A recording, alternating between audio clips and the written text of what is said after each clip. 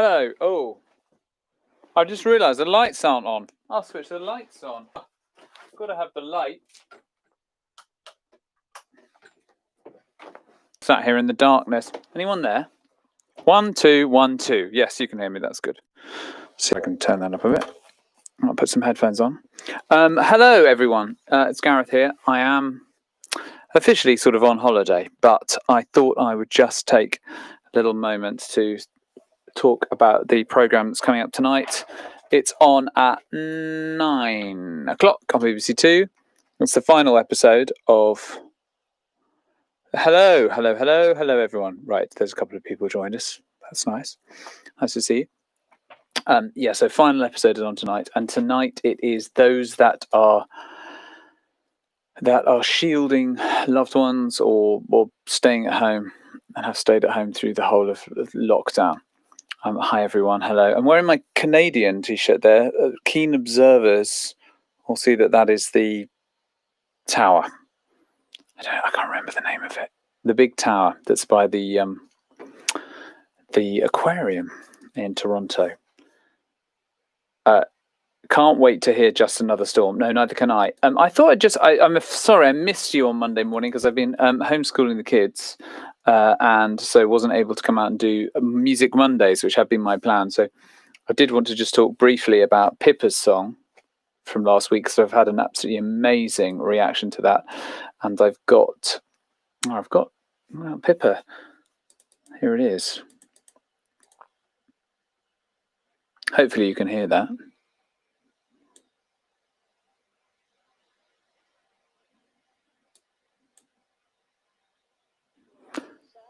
There she is.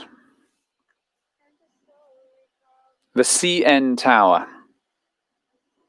So I'm just, you can't hear that. Brilliant. Well, that's great. Nope. Okay, excellent. So I will just remedy that, probably.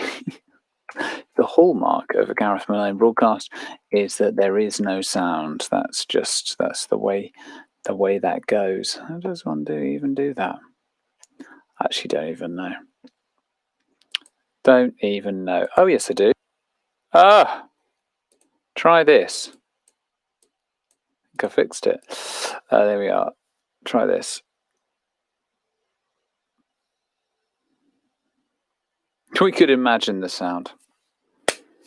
Well, this song was an amazing moment of writing with me, for me.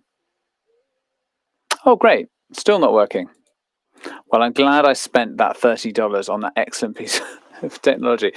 Anyway, very, very lovely song that Pippa wrote, and a very special song for me.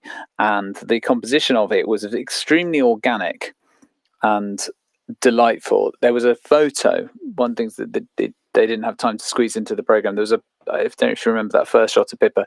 There's a little photo in the back of shot, and it was, I think, her parents and grandparents and family members we all have those, don't we? That you go, who was that uncle so and so, and no one really remembers anymore exactly who all the members are. Those sorts of wonderful little glimpses into the past. That's what inspired the song.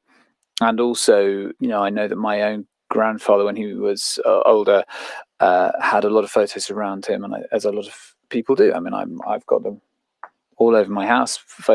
Significant photos. They're really important to us, aren't they? But that idea of taking someone who was once a young person and is now in the position that Don was in, as you saw last week, just really moved me and really touched me, and I thought it was a very interesting way to talk about the importance of what's been going on with carers. And I know that that's been in the news today, and without wishing to delve into political matters, my impression is that these people are incredibly important and not very well paid, and I think that's a real tragedy. And I think we've all been forced to think about just how important those guys are, those bin men. Now and again you say thanks very much, but I really, really do feel very grateful for those. So yeah, that was a very special song to write. And as we were writing it, I think it was in F major. You probably can't hear that either. No. But it's got that, and then this chord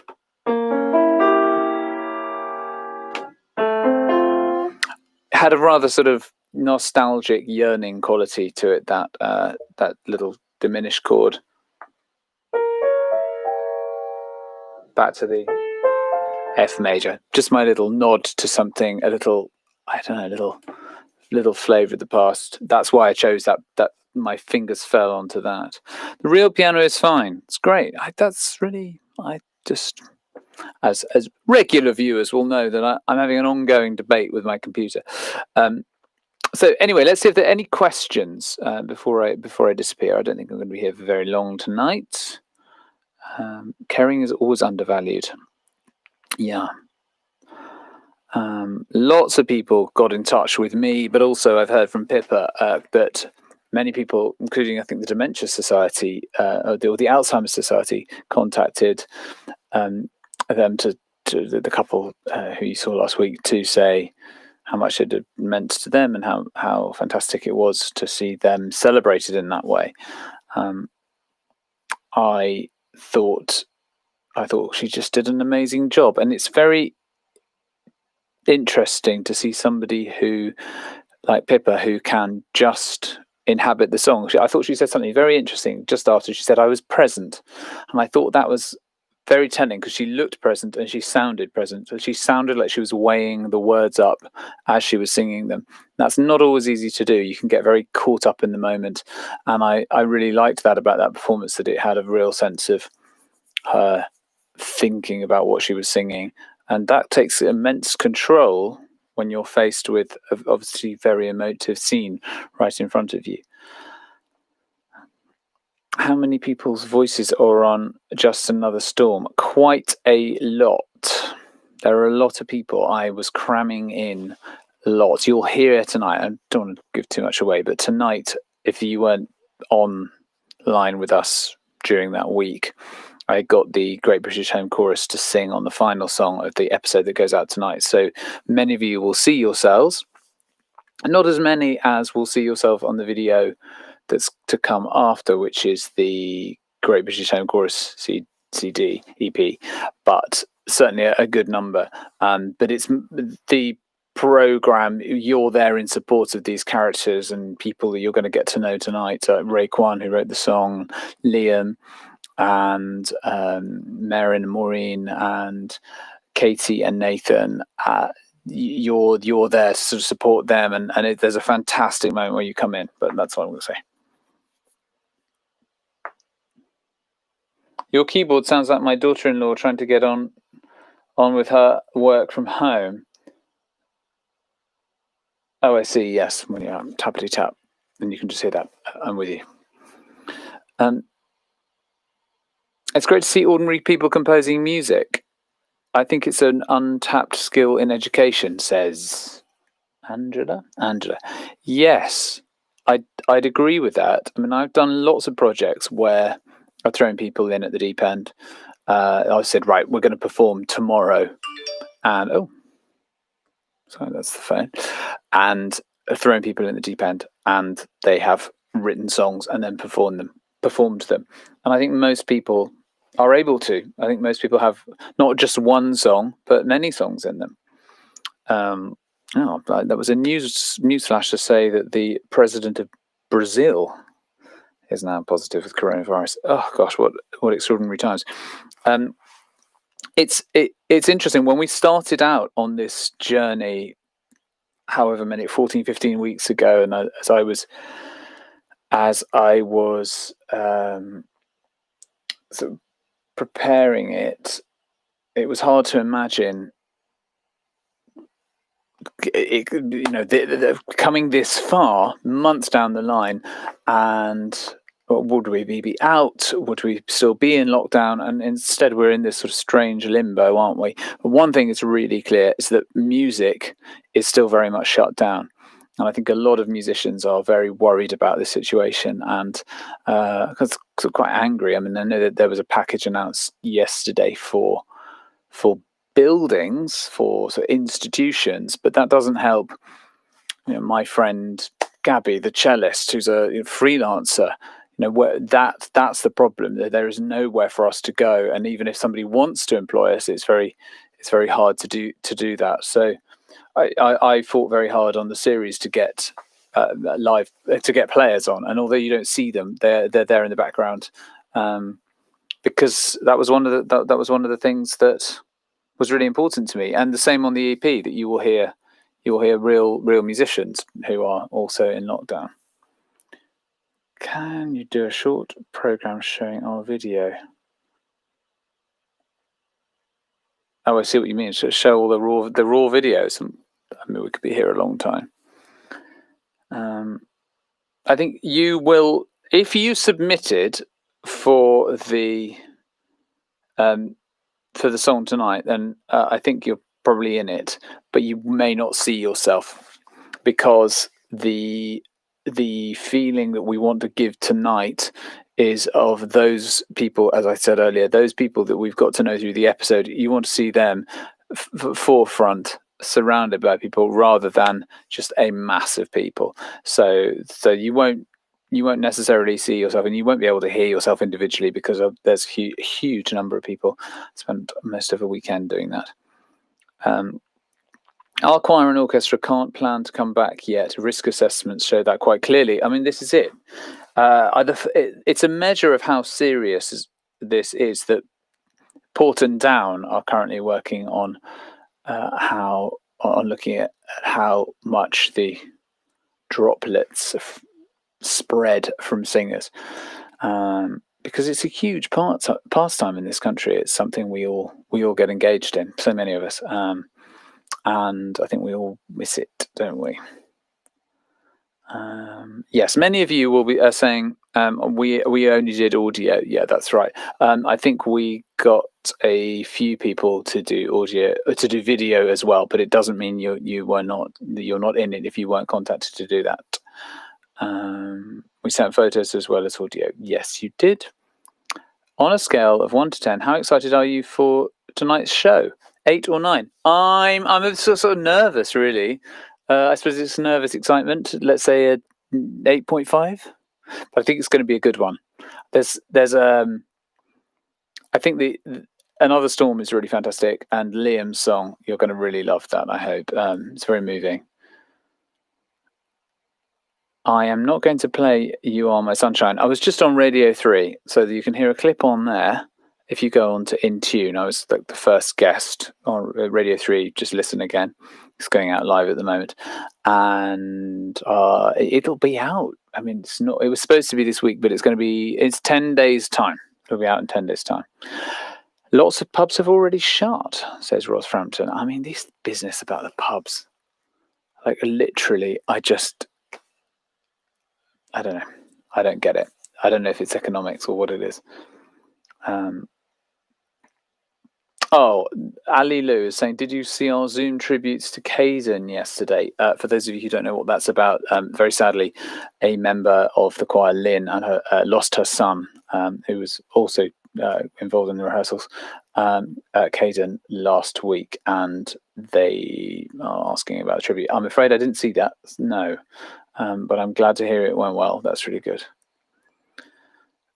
Get worried when the supermarkets are forced to close. Well, quite. I watched Contagion at the beginning of this whole lockdown experience. Yeah. So there we are. Those are the headlines. I am just going to see if there's any more questions. It's 1984. They want us to anaesthetize ourselves with gin, but not to think and not to sing. I don't know. Maybe. It's a theory. Theatres and venues, music venues, are more important than pubs. I think this is an opinion that you can feel safe to express on the Gareth Malone live chat on YouTube.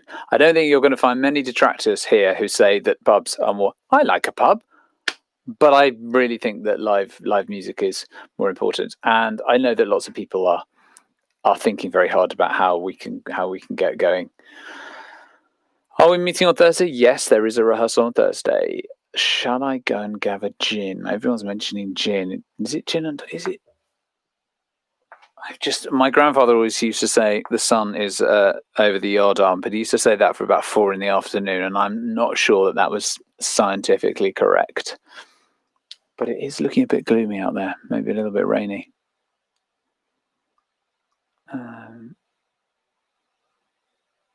Yeah, everyone's just gin. Singing is better than gin. Quite right. Much better for your health. What is the magic software gear that you have that enables you to hear a real-time live performance from multiple performers? Well, it's not one piece of software. So Timeline, with the company that we used, they have I don't know what their particular version of the software is, but the idea is that I'm here. I'm playing the track to you, you, and you, and you. Now there's a different delay between each of us, and you can measure that delay, and then you can put a kind of time delay on the track getting to the different people, so that by the time it comes back, they're all hitting my speakers in here at the same time. It's a strange concept. I first heard of it a few years ago. In fact, it was 2011, which is a year. In fact, it was a week before Military Wives went out. I did something actually much more ambitious, which was for children in need. We did a song by Avril Lavigne called "Keep Holding On" for my second series of the big performance, and we started this massive sing-along that went right around the country, and that was the same technology. So they played it live in London, and the backing track just sort of started there at different times, and it all came back to London absolutely in time, and then was broadcast. I mean, absolutely incredible, and that worked really well. I mean, I have to say that was a bit more robust because I think there were satellites involved. It was pretty tricky at times, and if you ask anyone, I'm sure you'll see lots of them on social media tonight, and if you ask any of the contributors from the program, they'll tell you that it slipped left, right, and centre. The internet promises the earth, oh, it'll be great, we'll all sing in sync. Well, of course, just like every choir up and down the land, it started in sync, and then it went out of sync, and it ended up like the cacophony that so many Zoom choirs are having at the moment. There's now just lots of people talking about gin. Oh no, I was eating apple crumble. I missed the beginning, Ruthie K. Don't worry, I'll leave it up. Any other questions? I very much have now, of course, entered holiday mode. You can probably tell I've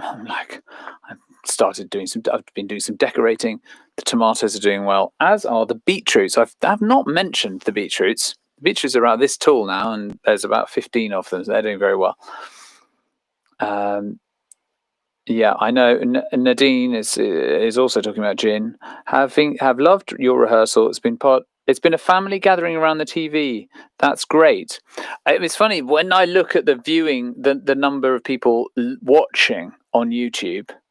It might say, it was saying at one point sort of 40,000, 20,000, 11, but you don't really know how many people that represents, because many households have multiple occupancy and lots of people watching together. So I like to think it was 17 million. That's my story, and I'm sticking to it. Have I an idea for my next choir TV show? I mean, the funny thing about this series is that it doesn't feel to me like the choir. I know it's called the choir, but I mean, and actually there is a choir in this episode. I suppose this one is where it starts to feel like the choir, because the Great British Home Chorus come in and finish the whole thing off, and that feels quite triumphant and has that kind of scale that you get from a choir. In fact, actually, if I'm honest, I think tonight's final performance is the biggest thing that I've ever done, which is a sentence that I know many of you people have heard me say before, and some people get very angry. Don't say it's the biggest thing you've done. No, I won't say that. What it is it's the biggest performance we've had on the choir in terms of numbers of people involved, because all of those singers from the Great British Home Chorus, and just the scale of it. You've got people all over the country singing on this final moment. We've never had that on the choir. In the prison there were like 30-40 members of staff and a single rapper. So this is very much bigger in scale. It's been very hard work. It has actually. It has been quite hard work. Proud to be part of it. Margaret Lonsdale. Me too. That's excellent. Is it a Guinness World Record? Could it be? No, I don't think it could be, because I think that there are many other countries that do large sing-alongs. But I don't know.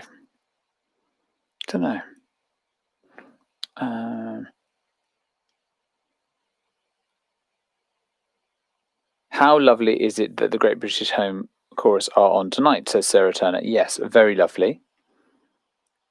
And I think it just brings the whole thing together. Somebody saying thank you. Well, you're welcome.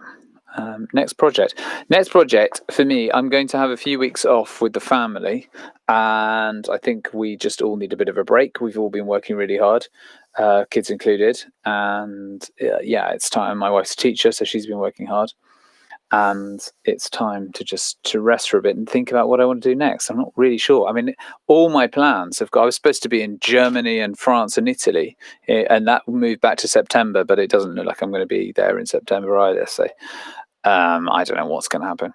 Will you be doing any more music quiz programs? Nope, I don't think so. That was a one-off. That was quite fun.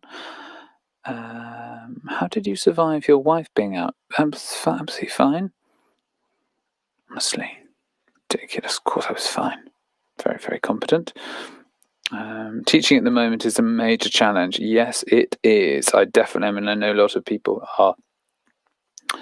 are teachers on here, and it is tough at the moment, isn't it? Blast from the past, Gareth. Met you when you ran a teacher CPD course in Nottingham. I remember it well. I was inspiring. Phew. Good review. Been running the school choir since.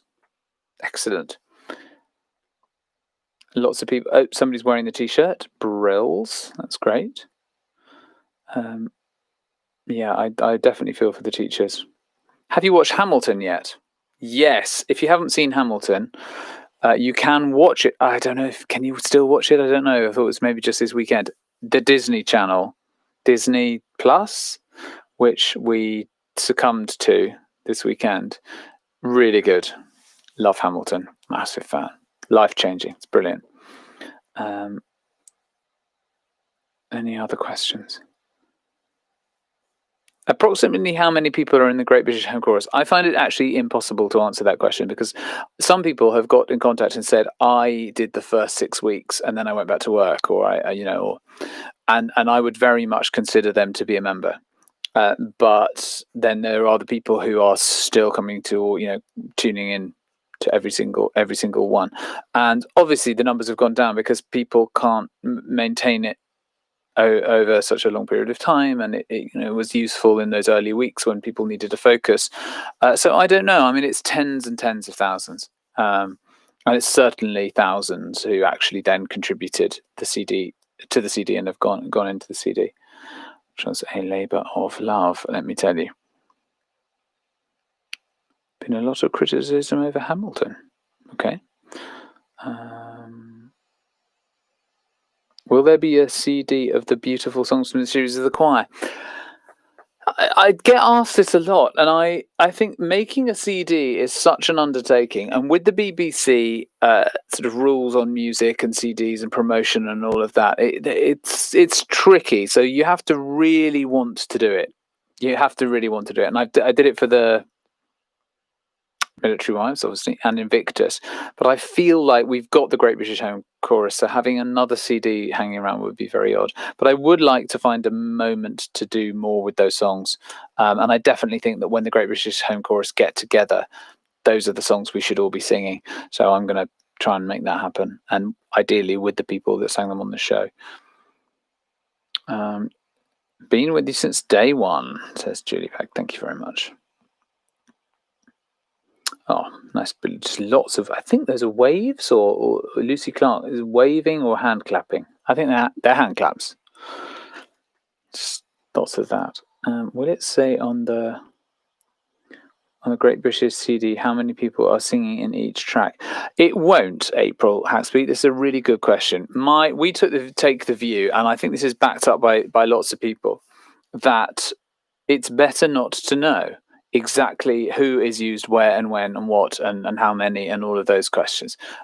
So we just you submitted your stuff, and that you are part of the choir, and we can't obviously fit every single name on the CD cover because we'd be there all night. So the artwork is beautiful. It's really lovely, beautiful photos that people have submitted, and lots and lots and lots of those are in, and we'll give you an impression of it. But this is what the thing is. Well, not this, but the Thursday rehearsals. That's what the choir's about.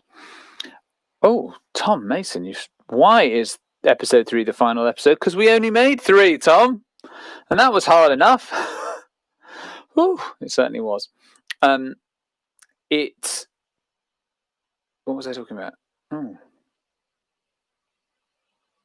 Yes, I get this a lot. That I think that when you work in the arts and you work in music, professionally on a daily basis, the more I do, the more I become interested in process. And I think lots of my colleagues would say the same, that the performance is the tip of the iceberg, and the stuff that you do in rehearsal, and the laughs, and the moments where it goes wrong, and the moments where it goes right, and the moments you cry, and those are the bits that really count. And it's lovely to have that as a performer. It's lovely to have that moment where you go, oh, that's nice, that's the end. But it just represents all of the rich experience that goes on in the preparation of that. And I think, to bring it back to the beginning of the conversation, Pippa's song is very much that actually we're just touching on longer discussion in the song. We're just touching on the longer discussions that Pippa and I had, and that so many of you will have, about dementia and getting old and illness and frailty. And just those little sort of references in a song are enough to kind of spark all those memories. And I hope that the Great British Home Chorus EP does the same for you, that it will remind you in a positive way. That was always the hope, was that it would remind you in a positive way of lockdown. I hope that you'll look at it on your shelf and you go, oh yeah, I made that, and that was what lockdown was for me. I think that would be a really positive outcome from this, because let's be honest, it's a pretty negative time otherwise, isn't it? We're coming up to half an hour, so I may skedaddle in a second. One of my favourite words. Love the word skedaddle. Also love balderdash. I love it. Great British Home Chorus t-shirt received yesterday in St. Louis. I'm so proud. We salute you, Constance Doretta. Hi Gareth, will you do more impromptu music songwriting YouTubes? Yeah, I definitely will. I was going to do one on Tuesday, Monday. That was yesterday. But I'm afraid to say I just had to deal with the children, so I couldn't really sorry guys, I'm going on YouTube. But I've managed to duck out just for a little bit of time. Red Rose English says Jabberwockle. Great word. Balderdash and piffle. Now I'm just getting a list of great words. There are positives. There are positives to be found in this. Yes, sounding like Miranda. Balderdash. Will you do the Great British Home Chorus North, South, East, West live concert? Yeah, I mean, look, give me a second, but I'd like to work out the details. Any more questions? Skedaddle and write a song with all those words, like skedaddle and balderdash. Skedaddle. No, just not right now. What is the whiteboard with holes? What a great question. This here, that is that's from my tour a few years ago, which you can actually buy them in the shop. I don't know if there is any left. But anyway, moving on from that. This is, I know it looks like Morse code or or braille, but it's actually lots and lots of holes in a board, and behind the board is sound absorbent material. And what that does is, if you imagine the sound coming in waves, as it hits the board, some of it passes through the holes and gets diffused and sucked into the sound absorbent material. Some of it reflects inside those holes and bounces back, but it doesn't come flat back. It kind of disperses in lots of complex ways, which is what you want for a good acoustic. That's why churches make great acoustics. Brick makes really great acoustic, because it breaks up the reflections of the sound. Sound moves like ripples in water. So if you imagine when you splash in the bath, it goes out and it hits the flat surface of the bath and bounces back. You get a kind of almost like a mirror image.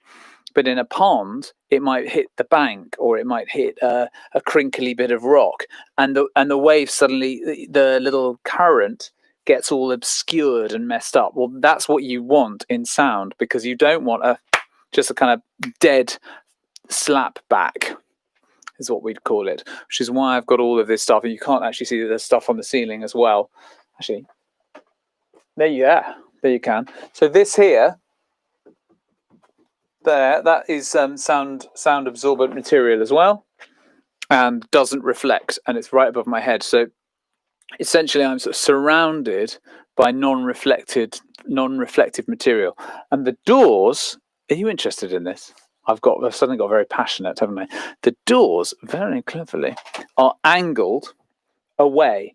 So the room isn't straight. Normally you'd have the walls like this. The room tapers in towards you.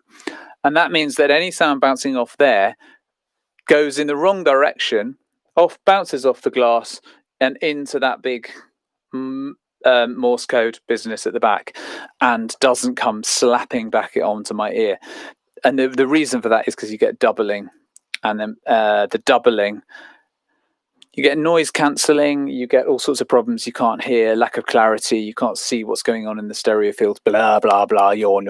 Anyway, it interests me. And I tell you what, when I came out here on day one, and I mean, I didn't build it. So people are saying clever. Yeah, it wasn't I didn't design it, obviously. Just some total numpty. Well, and I put my old speakers, put them up, switched it on, and it was like I'd never heard music before. It was amazing because it's so clean in here. I can just hear everything, including your vocal. I love all this technical stuff, says Wendy Clark. Fascinating. Brilliant soundproofing. Yeah, now, so this isn't what I'm talking about. Maureen Wood says brilliant soundproofing. That isn't soundproofing. That is sound treatment. It's room treatment. Now, you can do that in any room. If you've got a clattery living room where you put the television on and it's just a bit noisy, it might be that you have flat wooden floor, bare walls, hard ceiling, and very rectangular, or worse, a square room. Dreadful. So for acoustics, I mean, it's bearable just watching TV, but to work in for music, absolute disaster. So what we do here is we treat the walls with this kind of thing, and we've got some white. You can just see there's a white one here next to that fellow, which is just about absorption. Soundproofing is making the building essentially airtight. If I didn't have a little fan putting fresh air in here, I'd probably suffocate. There we are. Open University with Gareth Malone. Will it work to make my washing machine less noisy? No. The trouble with sound is it just goes around corners. It bounces off everything. If you've got a leaky ship, it will find a way out. I mean, even in here, there was a guy behind, and he was banging and doing some hammering the other day, and I heard that through the wall. So even in here. The Wales Millennium Centre, acoustics are fab. Yes. I don't know why you said exorcism. I think that might have been a typo, that there's an exorcism when the WNO play. Oh. Sorry for making your ears bleed. My ears are fine. My husband used to use egg trays on walls. Yeah, now egg trays are good, but they only do high frequencies. I'm getting really, really boring now, but to do bass frequencies is more complicated, and that's why you need these big, they're like that deep. And they soak up the big sound waves of the low end. The eggshells are good for treble, but not so good for the rest of the sound. There we are. Wow, I've actually gained list viewers during this technical chat. I should have put technical chat with Gareth about his Braille Morse code that isn't either of those things. Not boring at all. That's good. Now, is there anything else? Oh, I tell you what, the final thing that's really... those are bookcases, but behind the bookcases, this space here is actually more sound absorption material like this, really thick. The final piece of the cake. So as I was telling you that the building tapers in towards you, the doors, there's two sets of doors. So it's amazing. When you shut the first set, most sound disappears. As you shut the second set, and they kind of go... silence. It's amazing. What they've done is they've built the doors not parallel, but they're like that, so that any bass frequencies that get in bounce, and they go into the end. So they bounce into some more sound absorption material. How clever is that? That really impressed me. There we are. Wow, says Caroline Owen. Wow, indeed. Do I have bass traps in the corner? Yeah. So the way that these are designed is to trap that they're just slightly off the corner, so they catch the bass. Great questions. Loving this. I'm thinking I might do some more technical things as I to talk you through my keyboards and all sorts. Yeah. Please give us a little tune on the ukulele. Would you like to meet my ukulele? Why don't I do that before I leave?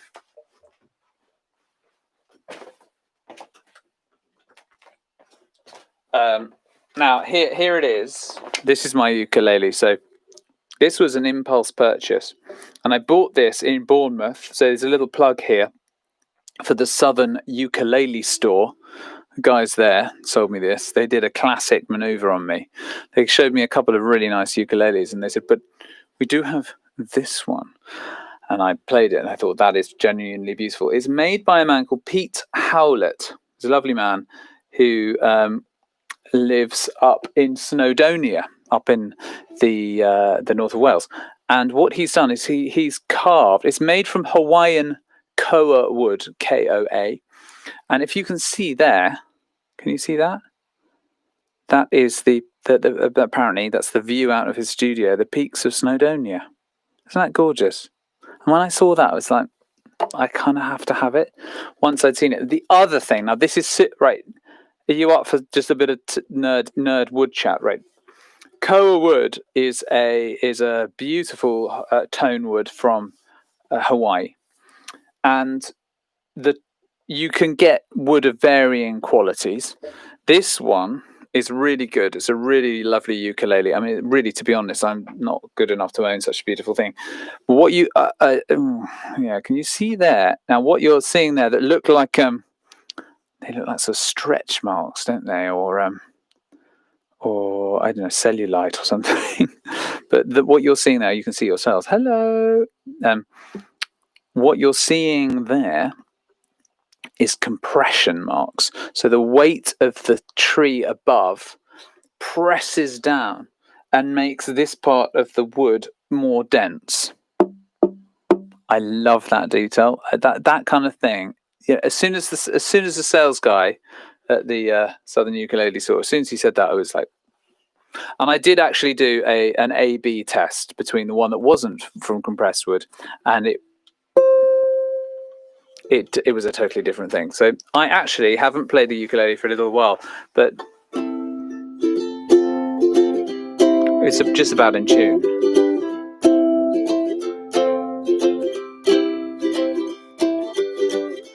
Feeling my way through the darkness, that one.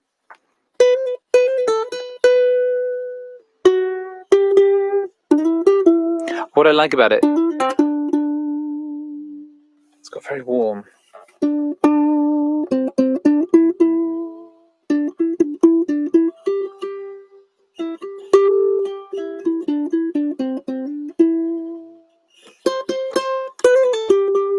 It's really nice, isn't it? I wish I were better.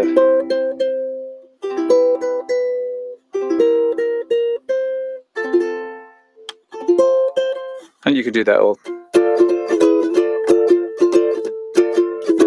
But what I like about it is it's not a silly instrument. I think sometimes we think of, we buy kids pink ukuleles, but this is just really beautiful, really beautiful. I think this is a tenor ukulele, which makes it a little bigger. I have a soprano one in the house as well that's also gorgeous. Yeah.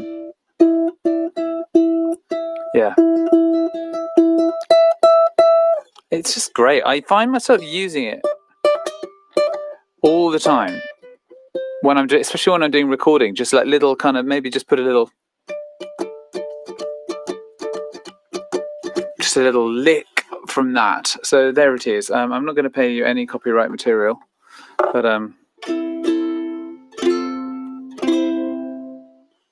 lest I be sued. It does sound like a Spanish guitar. I think that's why I like it.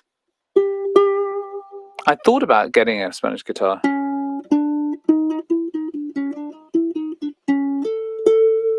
How many instruments do I own? Well, that's a good question. So in here we've got the Yamaha piano, we've got the Nord, the Korg, the other Korg, that, 2 guitars, 3 guitars, got the Rhodes, got the electric. There's 10 in here, plus the percussion instruments in the box over there, which I'm building up, and all of those. Then in the house there's another piano, which is a kitchen piano just for practice and for the kids and that sort of thing. I've got I also have a banjo which is in the house. That's about it really. Learn a bit of flamenco. Yes, I would actually. I would like to learn a bit of those. Just a couple. Yeah, so I mean it's in the low teens, which is by musician standards is not really frankly that many. Because there's something great about thinking, I want to be able to play and just picking that thing up and it doing the sound that you want. And I certainly find that with that guitar and that bass, that they have a kind of sound, a particular sound. That's a Stratocaster that has a particular sound. But there are other guitars that you might want for a different occasion. So for musicians, it's nice to just be able to go to the thing that does the thing.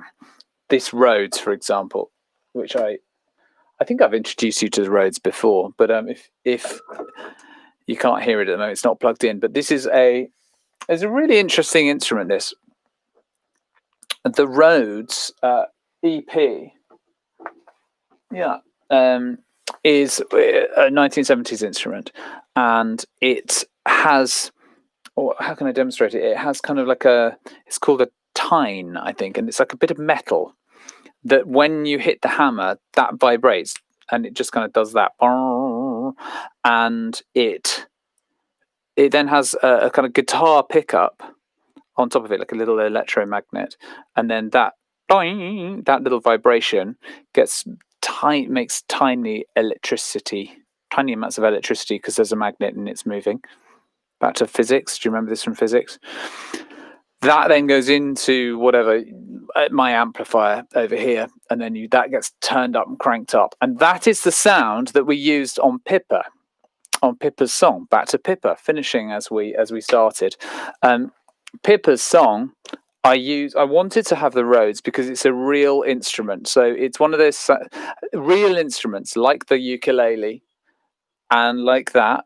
Although it looks like a synthesizer, it isn't. It's a proper thing. It has things called sympathetic resonance. So when I play a note, other notes will resonate in sympathy. They'll also, like if I play this note here very quietly on the piano and then go, I don't know, can you hear that? I'll just demonstrate that again. So I'm pressing down this C here, but not really playing it. But as I play the one below,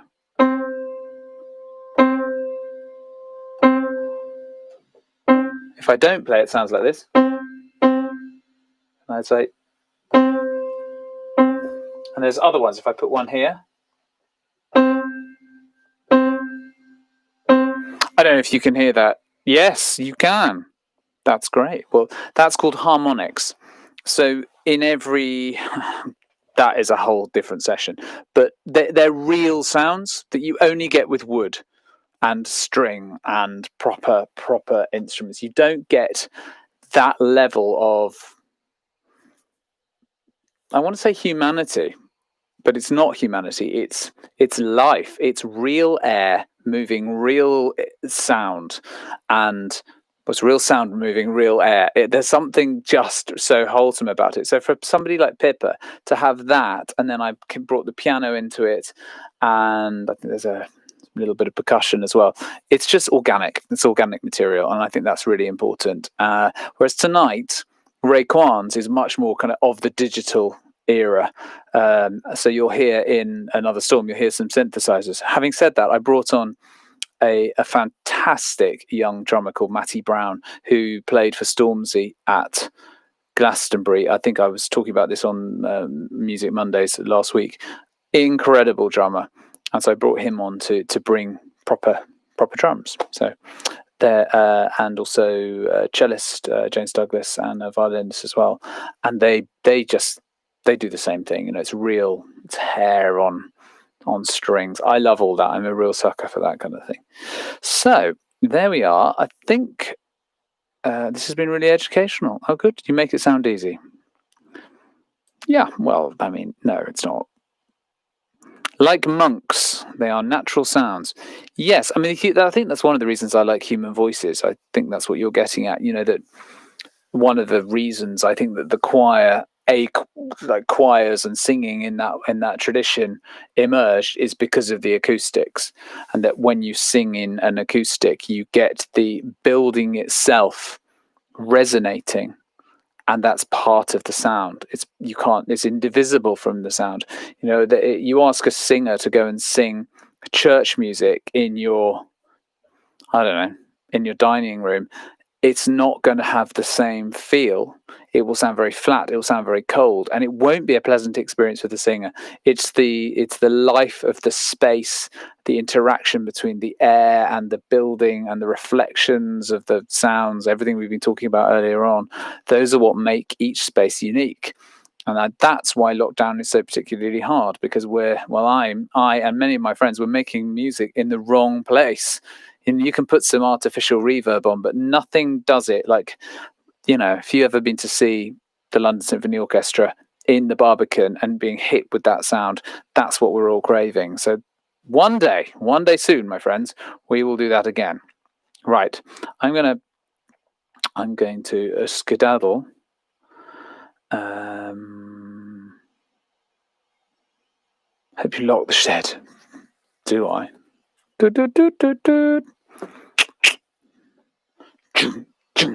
It's like Fort Knox. I can actually talk about music for hours. Sorry. Thanks for watching, everyone. For 48 minutes, my goodness, I can talk. Okay, have a lovely, lovely evening. Enjoy the show. 9 o'clock, BBC 2. Be well. See you soon.